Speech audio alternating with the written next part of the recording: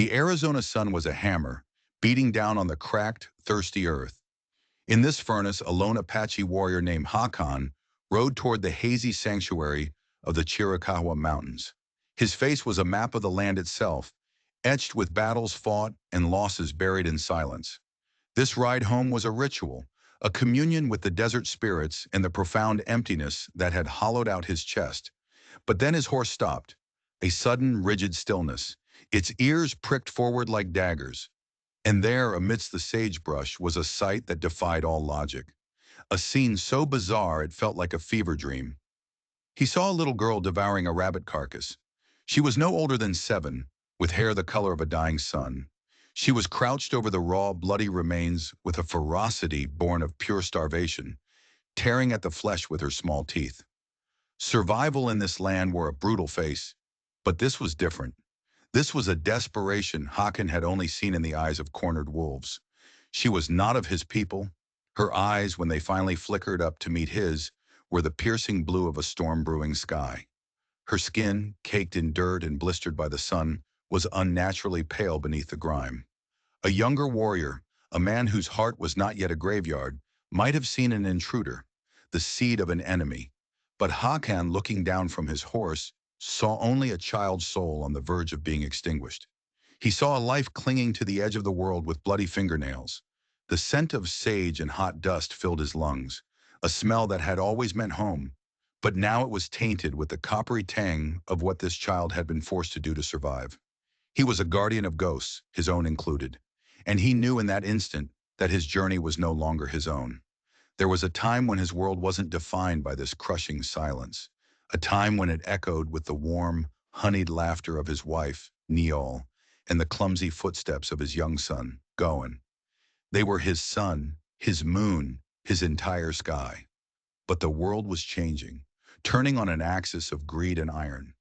The white men, the bluecoats with their rifles and their insatiable hunger for land, had swept through their camp like a wildfire.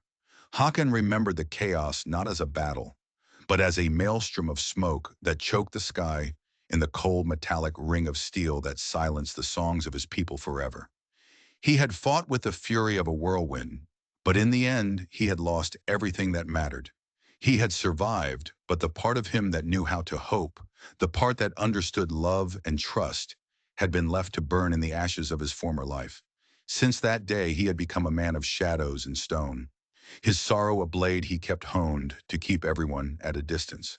Yet as he watched this pale-skinned girl, a survivor as wild and solitary as himself, a chord long dormant in his soul began to vibrate with a painful, unfamiliar hum. He saw the way her small shoulders tensed, her head bowed over her grim meal, as if willing herself to be invisible. She was a ghost in a land that was not hers, an orphan of a people that had brought his own to ruin. The warrior in him, the part that had sworn vengeance, screamed at him to ride on, to leave this ghost to the desert. It was not his burden. It was not his blood. But the man he used to be, the husband of Neol and the father of Goen, could not turn away. In her ragged breathing, he heard an echo of his son's last breaths. In her fierce, desperate hunger, he saw a reflection of his own people's struggle to simply exist. The spirits of the earth watched, silent and waiting. He could leave her to her fate, and in doing so, leave the last ember of his own humanity to be snuffed out by the desert wind. Or he could choose a different path. He slowly, carefully dismounted his horse. The crunch of his boots on the gravel sounded like a clap of thunder in the immense silence. The path back home, he knew with a certainty that settled deep in his bones, had just taken a detour that not even the spirits could have foreseen. He moved with the deliberate slowness of a man who understood frightened things. Each step was a negotiation. The girl remained crouched, her body a coiled spring of fear, her blue eyes tracking his every move. He stopped a respectful distance away, lowering himself to one knee to shrink his formidable shadow on the parched earth. His hands, which had known the grip of a bow and the cold steel of a knife for so long, were held open at his sides. A gesture of peace. He did not speak. Words were a currency of a world she clearly no longer trusted. Instead, he reached for the water skin at his hip, the movement unhurried, almost ceremonial. He uncorked it, and the faint, life-giving scent of clean water cut through the dusty air. He set it on the ground between them, a silent offering. Then from a pouch he produced a strip of dried venison, tough and dark, but a world away from the raw meal at her feet. Her gaze flickered from his face to the water, to the meat and back again. A war was being waged behind those stormy eyes. The instinct to flee warring with a hunger that was a living entity inside her. Minutes stretched into an eternity. Slowly, like a fawn taking its first tentative step, she extended a trembling, dirt-caked hand. Her fingers brushed against the cool leather of the water skin, and it was in that moment, as her small hand came into the light, that Hakan saw it. Clutched tightly in her other fist, so ingrained with grime it was almost part of her skin, was a small, tattered swatch of calico fabric, a pathetic remnant of a doll's dress from a world of covered wagons and rocking chairs, a world that had utterly discarded her. The sight of it sent a jolt through Hakan's heart. This was not a child of the wilderness. This was a child who had been cast out of her world and into his. She was not merely lost. She had been abandoned, left for the coyotes and the sun. She drank at first in frantic, choking gulps, then more slowly, as if remembering a long-forgotten comfort.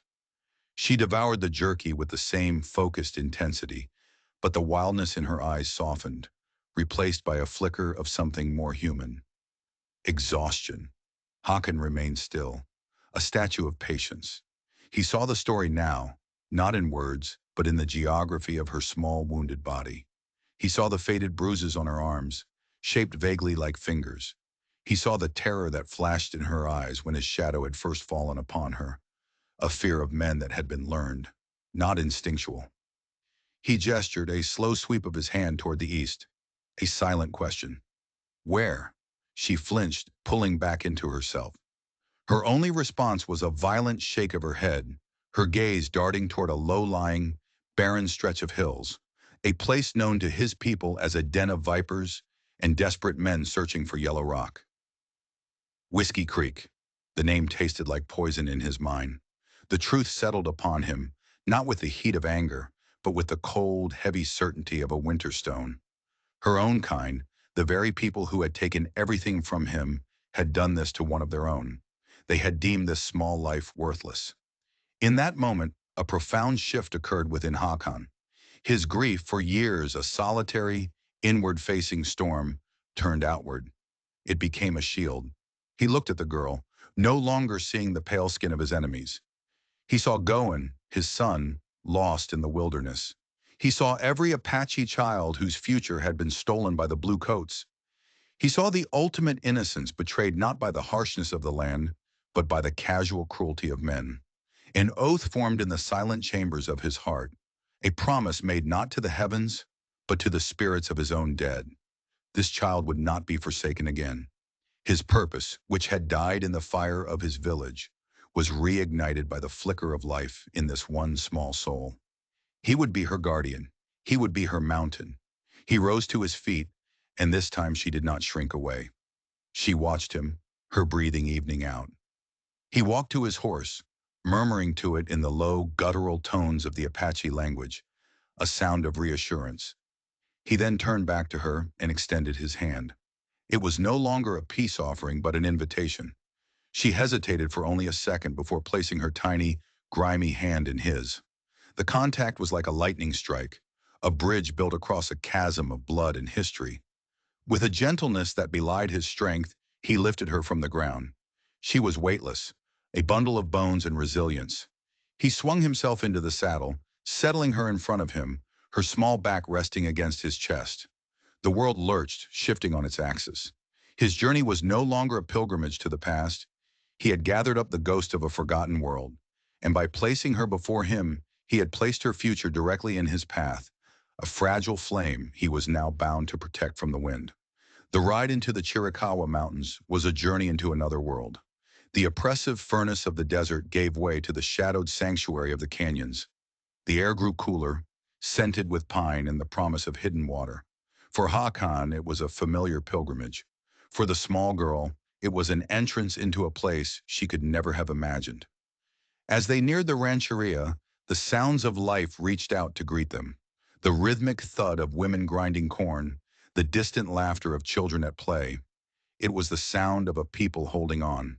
But the moment his horse stepped into the central clearing, those sounds died, replaced by a sudden, heavy silence. Every head turned, every pair of eyes fixed upon the warrior and the strange, pale-skinned burden he carried. The welcome was a wall of suspicion. The children who had been playing moments before now clung to their mother's legs. The women stopped their work, their expressions hardening into massive distrust.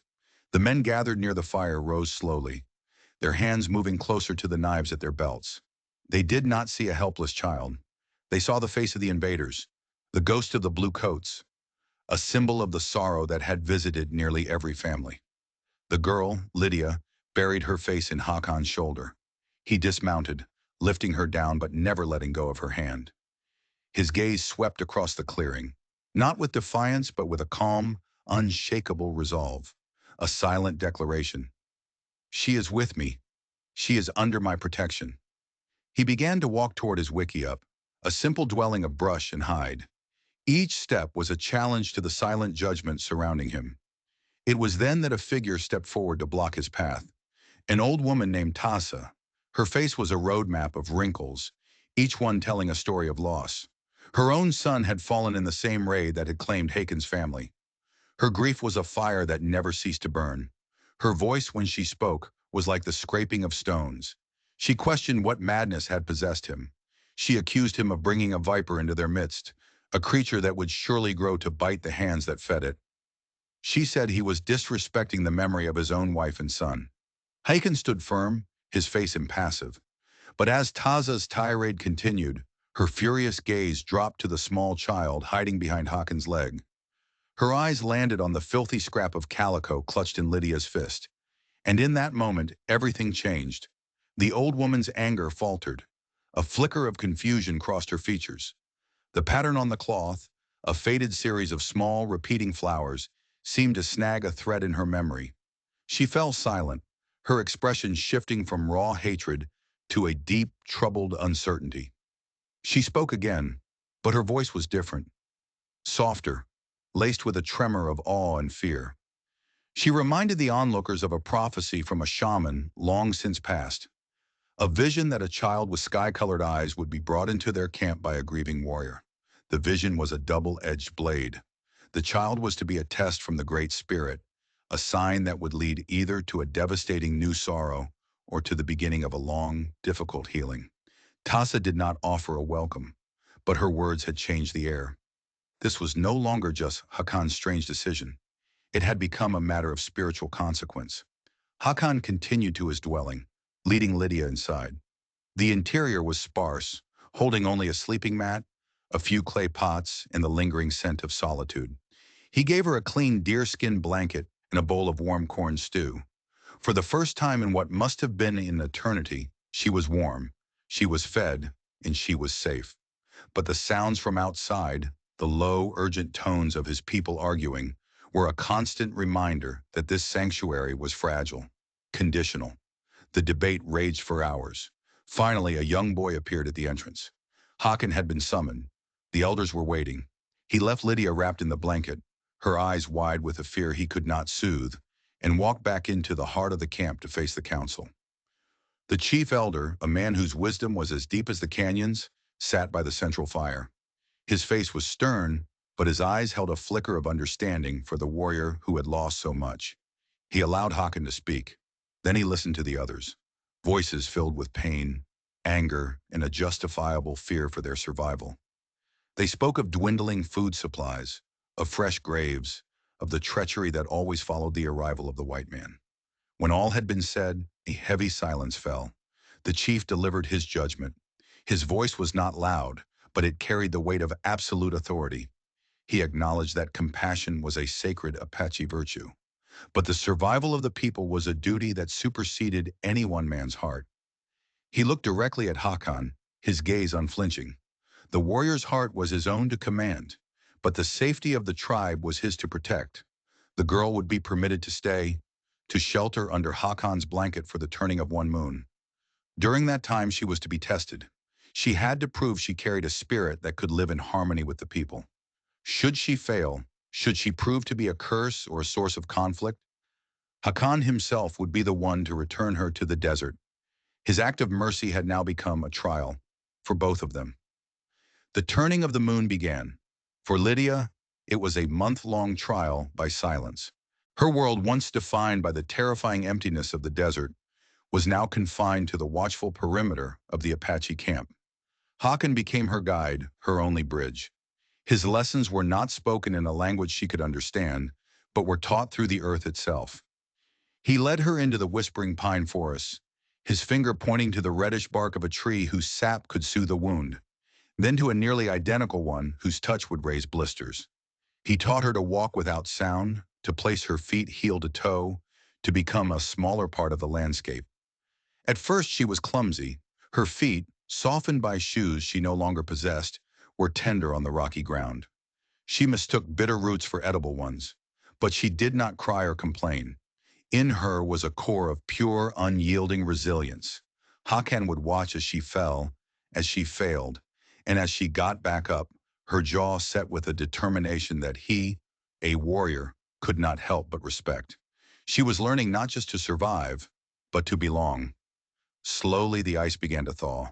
The first cracks appeared not with the adults, but with the children. Their curiosity overpowered their parents' warnings. One afternoon, a young boy rolled a small, smooth stone to her feet. Lydia, who had been sitting alone, looked at the offering and tentatively rolled it back. Soon a silent game was born, a simple back and forth that transcended language. Other children joined in, and then one day, as a girl her age tripped and fell in a mock chase, Lydia let out a sound no one in the camp had ever heard from her: a laugh. It was a clear, unburdened sound, like the chiming of a hidden spring. The sound carried through the camp, and for a moment all activity ceased. Hakan, who was mending a bowstring, looked up, and the ghost of a smile touched his lips for the first time in years. The women, watching from the corners of their eyes, saw not an intruder, but a child finding a moment of joy. The next day, one of them quietly left a small piece of honeyed squash on a rock near where she sat. It was not friendship, not yet, but it was a beginning. Her value, however, would be proven not in play, but in a moment of crisis. A group of hunters returned with a magnificent buck, a crucial bounty that would feed several families. The challenge was hoisting the heavy carcass onto a high-drying rack. As the men pulled, the main leather thong, wet with blood and strained to its limit, began to slip from its anchor. They retied it twice using traditional Apache knots, but the sheer weight caused it to loosen each time. Frustration mounted. Lydia watched from a distance, her brow furrowed in concentration. She had seen this problem before. Her father, in his life before the long journey west, had loaded heavy anvils and barrels. He had taught her the intricate knots that held fast under immense pressure. Hesitantly, she moved forward. The warriors paid her no mind, but Hakan saw the look in her eyes. It was not fear, but focus. He gave a slight nod. She reached for the end of the thong, her small, nimble fingers moving with surprising confidence. She looped and twisted the leather, creating a complex, interlocking pattern utterly foreign to the Apache men. When she was done, she stepped back. The knot looked small, almost delicate, but when the men pulled again, it held. It held firm, biting into the wood, refusing to give an inch. A low murmur of astonishment rippled through the onlookers. They had witnessed a different kind of strength, a wisdom that did not come from the mountains, but was undeniably effective. But the moment of shared success was shattered by a sharp, cutting voice. A young warrior named Chow pushed through the crowd. His face was a mask of bitter pride, his heart still a fresh wound from the loss of his brother to the blue coats. He spat on the ground near the knot. He called it a white man's trick, a clever deception with no real strength, no spirit. He argued that to accept such a thing was to allow their own ways to be poisoned by the very culture that sought to destroy them.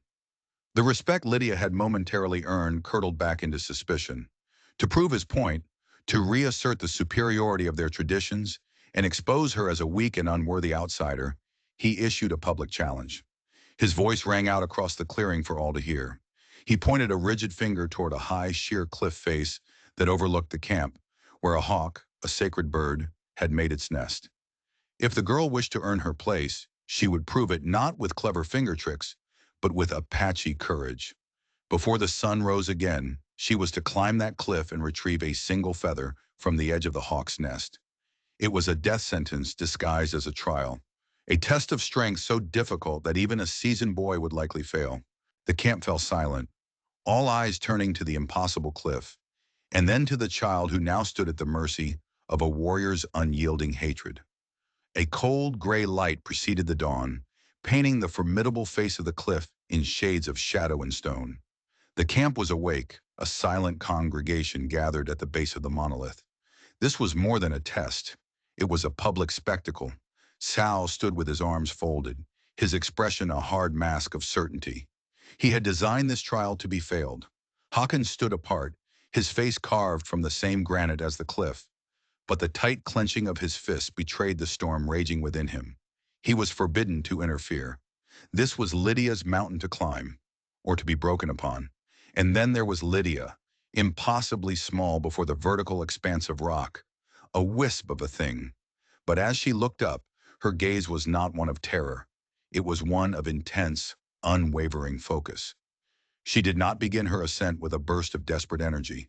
Instead, she moved with the patient deliberation Hakan had taught her. Her small hands and feet became her eyes, testing every crack, every nub of rock for stability.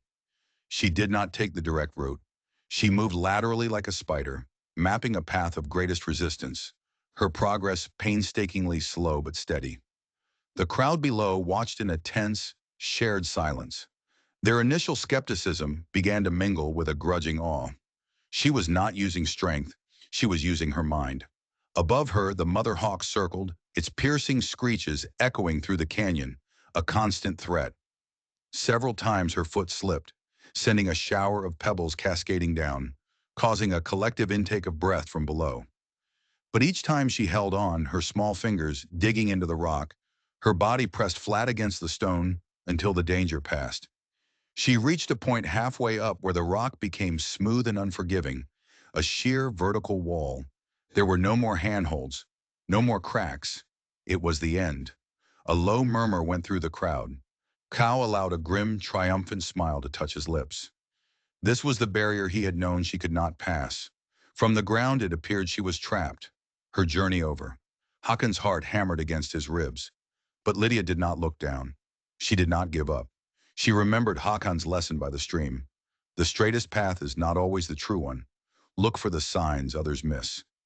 Her eyes scanned the rock around her, and she saw it. A faint, almost invisible discoloration in the stone. A subtle trail leading sideways.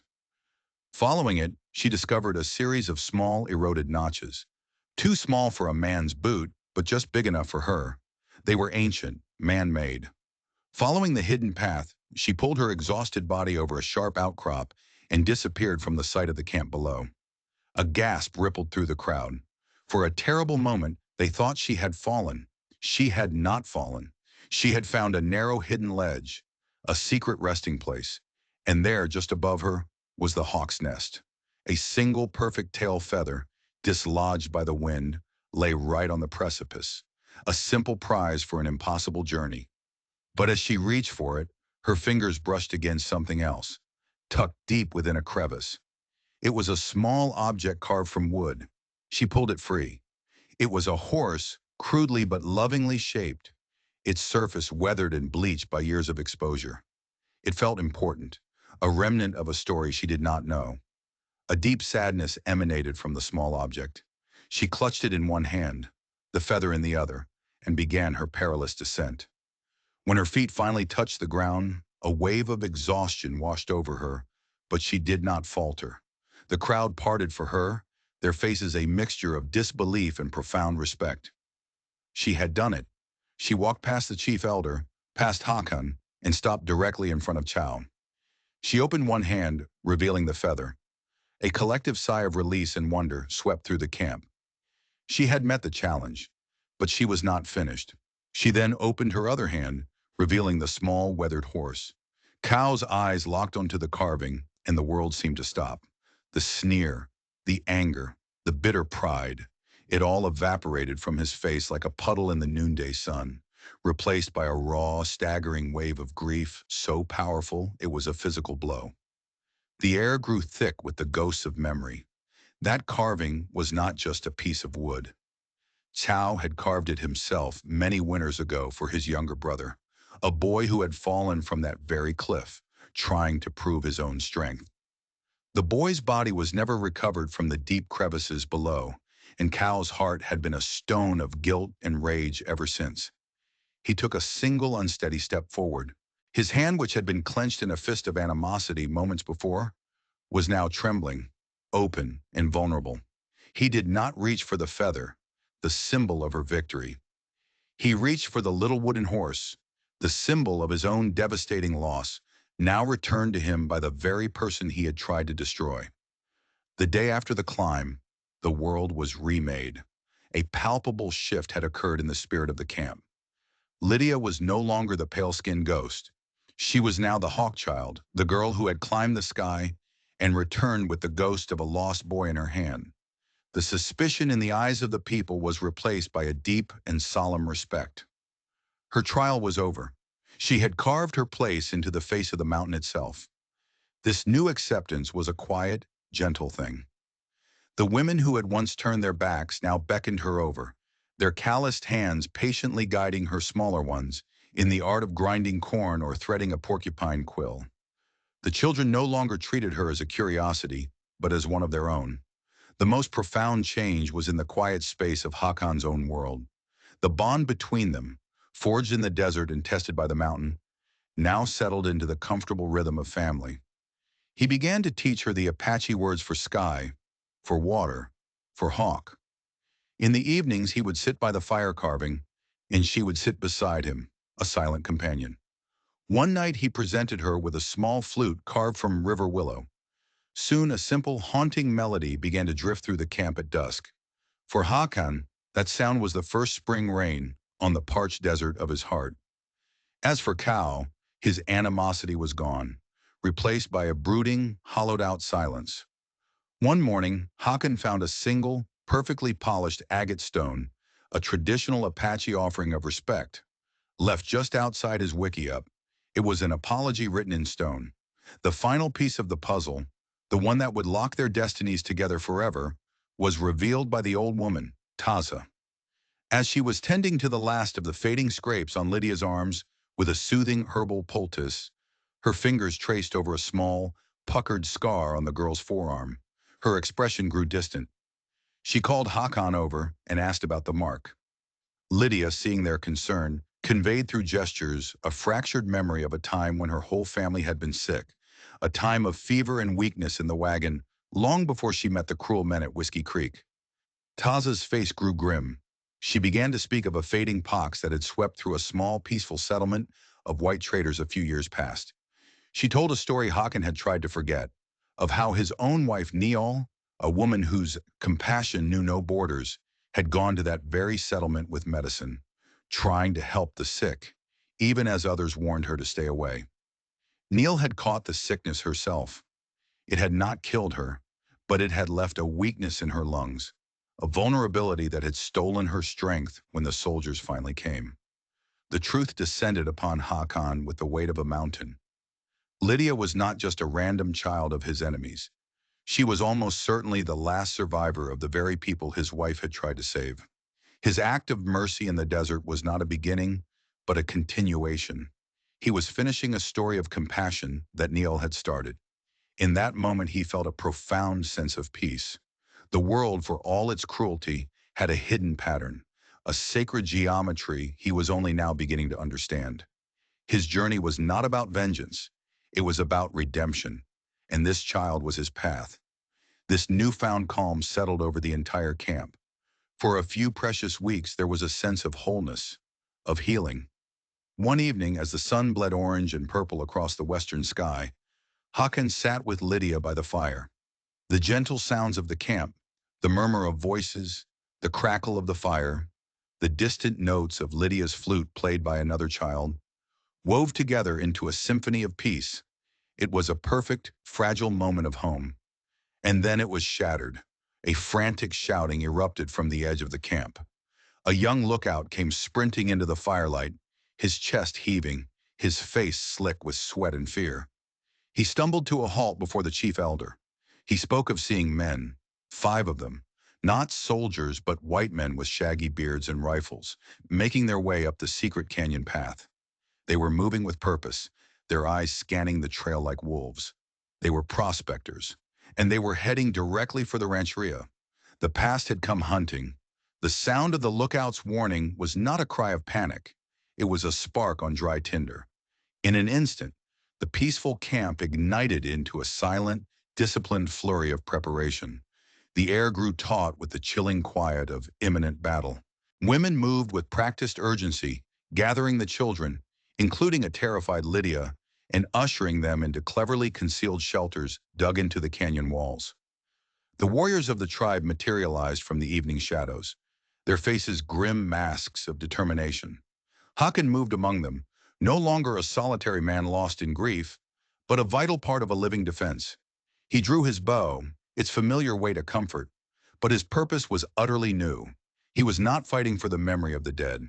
He was fighting for the future of a living child.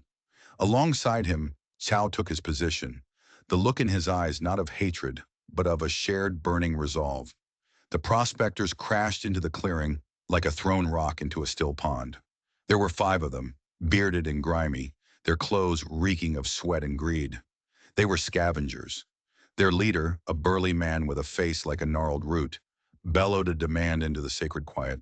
He called for the girl, claiming she was their property, a stray they had come to collect. The chief elder stepped forward, attempting to reason with them, but these were not men of reason. To punctuate his impatience, the leader raised his rifle and fired a shot into the air. The deafening crack echoed off the canyon walls, a sound of thunder that broke the spell of peace and began the battle. What followed was a deadly dance of shadows and light. Arrows flew from unseen positions, silent messengers of death. The prospectors answered with the loud, indiscriminate fury of their rifles, splintering pine trees and gouging chunks from the rocks. The Apache knew every stone, every tree. They faded from one position only to reappear in another, a frustrating presence the clumsy invaders could not pin down. Hakan fought with a lethal grace, his mind clear and cold. Each arrow he loosed was calculated to draw fire away from the shelters. He was a shepherd protecting his flock. During a brief, tense lull as the prospectors reloaded, Hakan saw something that made his blood run cold. The leader, hunkered down behind a rack, was not scanning the rocks for warriors. He had scooped up a handful of wet sand from the edge of the stream that ran through the camp. He let it run through his fingers, and Hakan saw the unmistakable glint of yellow flakes catching the last light of the sun. The man then pulled a small pouch from his belt and poured out a few heavy silver-colored nuggets. The horrifying truth became clear. Lydia had not been their goal. She had merely been the track that led them to the prize. They had found signs of gold and silver in the canyon, the sacred heart of the Chiricahua's land. They didn't just want the girl back. They wanted everything. And they would slaughter every last man, woman, and child to get it. The battle resumed with a new desperation. The prospectors, now fueled by a feverish greed, pushed forward with reckless abandon. Their leader, in a surge of brutal rage, broke past the line of warriors and somehow found the camouflaged entrance to the shelter where Lydia was hidden. A moment later he emerged, dragging the screaming girl out into the open. The long, wicked blade of a knife held to her throat. The fighting stopped. The Apache warriors froze, their arrows half drawn. A terrible, suffocating silence fell over the canyon. The entire camp, Hakan's entire world, was now held hostage. Seeing the terror in Lydia's eyes, Hakan knew he could not risk her life. A new strategy, a terrible and dangerous one, formed in his mind. He lowered his bow. He stepped out from behind the rocks, his hands held open and away from his body, a sign of surrender. The prospector leader let out a triumphant, ugly laugh, but Hakan's voice, when he spoke, held no fear. It was calm and steady.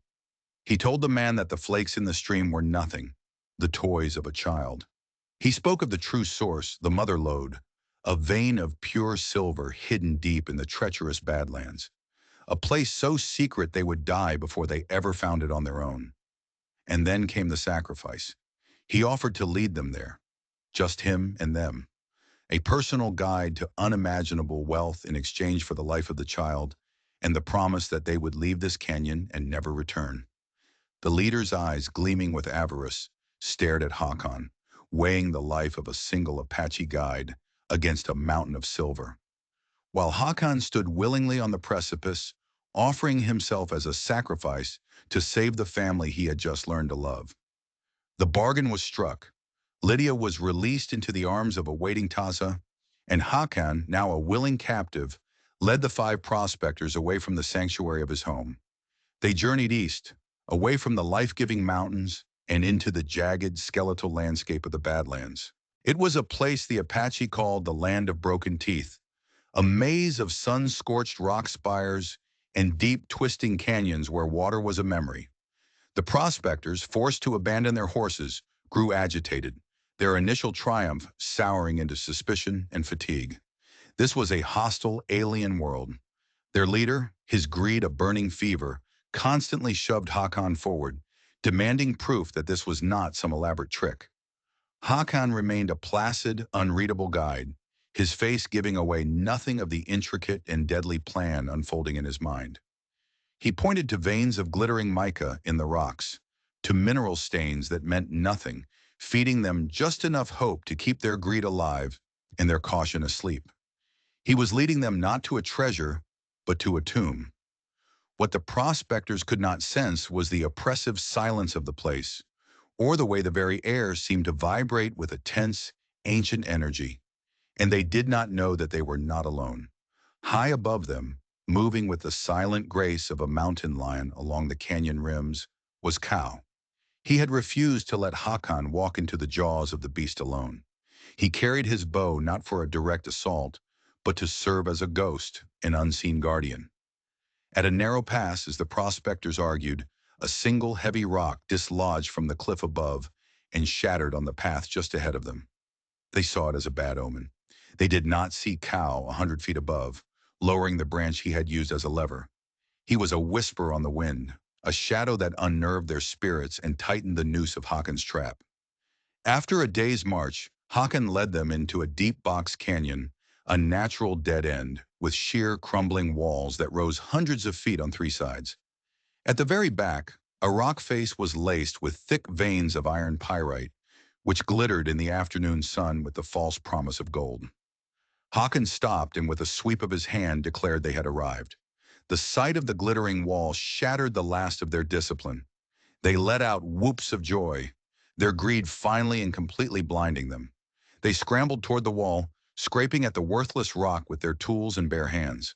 The leader, in a fit of triumphant ecstasy, drew his pistol. He proclaimed the land theirs and fired a single deafening shot straight into the air, an insult to the eons of silence.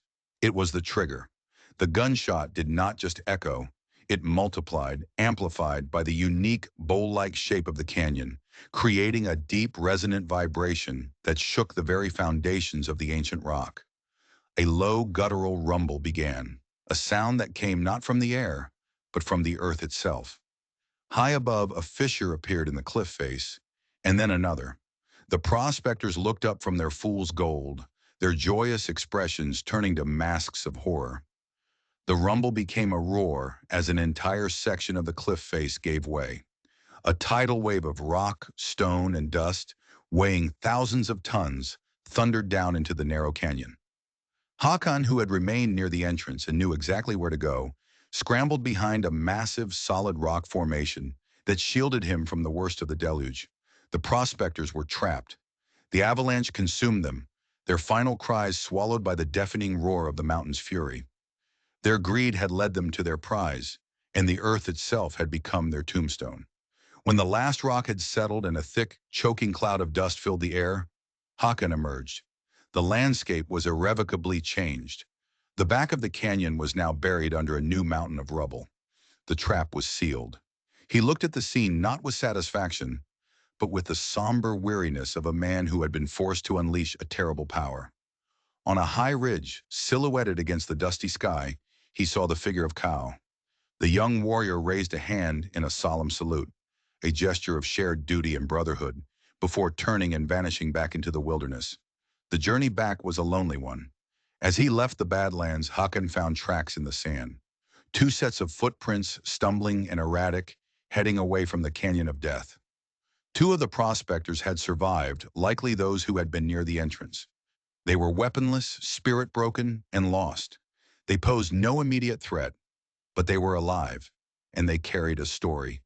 The main danger had been buried, but a seed of that danger, a whisper of a hidden sanctuary rich with silver, had escaped into the vast, unforgiving desert. The war was won, but the peace was not yet guaranteed. 2 winters passed, blanketing the mountains in silence, and then retreating to reveal a land reborn. The rancheria had healed. The memory of the prospectors had faded into a cautionary tale told to wide-eyed children around the evening fire. A story of how greed turns to dust. The community was stronger, more tightly woven, their shared victory a new thread in the tapestry of their history. And at the center of that new life were a man and a girl. Hakan was transformed. The haunted, solitary warrior was gone, replaced by a man whose silence was now one of peace, not pain. The emptiness in his eyes had been filled with a deep, steady light. He had become a teacher, a leader, his presence a source of calm strength for his people. And Lydia, now a girl of 9, had blossomed. The wild, starving creature from the sagebrush was a distant memory. She moved through the camp with the easy grace of one who belongs. Her hair had darkened slightly, and her skin was browned by the sun, but her eyes remained the startling blue of a storm-brewing sky. She was fluent in the Apache tongue, her speech a soft melody that wove itself seamlessly with the voices of the other children. Her laugh, once a shocking and miraculous sound, was now a familiar and cherished part of the camp's daily song. She was Hakan's shadow, his joy, and his reason. He was, in every way that mattered, her father. One evening, as the council of elders sat by the ceremonial fire, the old chief, his face now a beautiful and intricate map of a long life, summoned Hakan and Lydia to sit before him. His voice, though frail with age, held the clarity of a winter morning. He spoke not of the past, but of the future. He looked at Lydia and said that the prophecy Taza had remembered was incomplete. The Hawk Child, he explained, was not sent merely as a test for a grieving warrior. She was sent as a test for the people. Her coming was a sign from the Great Spirit that their path to survival would not be found in resistance alone, but in wisdom. She was, he said, a bridge between two worlds, built not of wood or stone, but of courage and an open heart. He declared that while she had been born of one people, her spirit was now Apache. By a formal decree in front of all the elders, he adopted her not just into Hakon's care, but as a daughter of the Chiricahua people, forever. That night, under a boundless blanket of stars, Hakan sat with Lydia on a ledge overlooking the peaceful camp. She rested her head on his shoulder, her small body relaxed and secure against his. He pointed to the sky, tracing the constellations with his finger, telling her their ancient names and the stories they held. He spoke of the coyote who scattered the stars and the great bear who guards the northern sky. He was passing the soul of his people to her, and in doing so, he was making it whole within himself once more. He had ridden into the desert years ago, a man hollowed out by loss, believing his journey home was a journey to a grave. He had been wrong. By saving the child who should have been his enemy, he had saved himself. She had reconnected him to the river of humanity he thought had dried up forever. The warrior's long ride home had not ended at the camp, but here, in this quiet moment, with a daughter to whom he could gift the stars. His journey taught a truth as old as the mountains themselves, that the greatest courage is not found in the heat of battle, but in the quiet, deliberate choice to show compassion in a world that offers none. It taught that the family that heals your soul is not always the one you are born into, but the one you have the strength to build from the broken pieces of your heart. And it proved that home is not a place on a map, but a feeling of absolute belonging, a safe harbor carved out of the wilderness by love. Hakan the warrior had become Hakan the father, and in doing so he had found his way back not just to his people, but to the very best part of himself. Did you enjoy this journey? Let us know which corner of the world you're watching this story from. Leave a comment, and to make sure you don't miss the next adventures, subscribe to the channel.